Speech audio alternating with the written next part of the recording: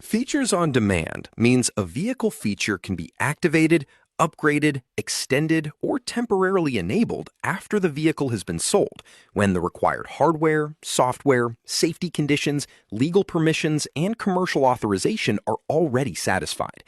This lecture explains the technical and business logic behind that model without treating it as only a subscription idea, a payment event, a menu option, or a simple sales switch in software.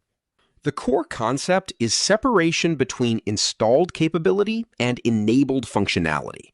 A vehicle may contain seat heating hardware, lighting hardware, parking sensors, camera systems, compute capacity, or advanced software modules.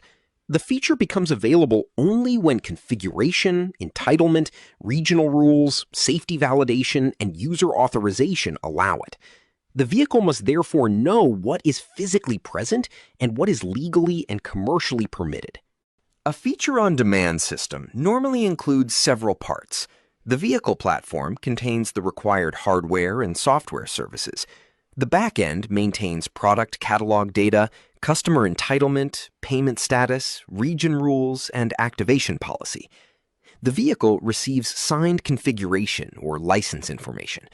Local software checks that information before exposing the feature to the user interface or allowing the control logic to run safely.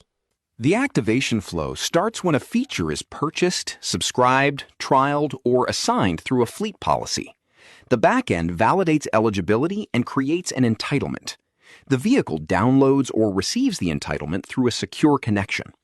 Local software verifies authenticity, checks vehicle configuration, confirms compatibility, updates feature state, and then enables the correct user interface, service behavior, or control logic safely. Responsibility separation is critical. Commercial systems decide whether the customer or fleet has the right to use a feature. Back-end systems manage entitlement records and delivery. Cybersecurity systems protect license integrity and prevent tampering. Vehicle platform software verifies the activation data. Feature applications implement the actual behavior.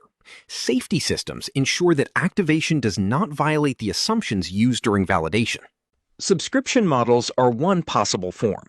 A feature may be enabled monthly, yearly, for a trial period, for a vehicle lease duration, or for a fleet contract. Pricing can be connected to usage, region, package level, or customer profile. The technical system must handle expiry, renewal, cancellation, offline periods, grace rules, audit records, back-end synchronization, billing state, and customer transfer when vehicle ownership changes again later. Post-sale upgrades are different from simple activation, when new software must be installed or existing logic must be updated. For example, a driver assistance feature may need updated perception logic, calibration data, user interface changes, and diagnostic support. In that case, the feature-on-demand process depends on over-the-air update capability, compatibility checks, installation safety, and clear rollback behavior before activation starts. A real vehicle example is adaptive lighting. The vehicle may contain capable lighting hardware and camera input. A basic lighting function may be included by default, while advanced beam control may require activation. The software must confirm that the correct hardware version, camera calibration, regional lighting regulation, entitlement, and diagnostic state are present. Only then should the advanced behavior become available in the vehicle safely. Common pitfalls come from weak boundaries. A feature should not activate only because a payment record exists. It must also pass vehicle compatibility, safety state, software version, cybersecurity verification, diagnostic readiness, and legal region checks. Another pitfall is hiding basic expected behavior behind confusing commercial rules. Poorly designed feature packaging can create technical risk and customer dissatisfaction at the same time.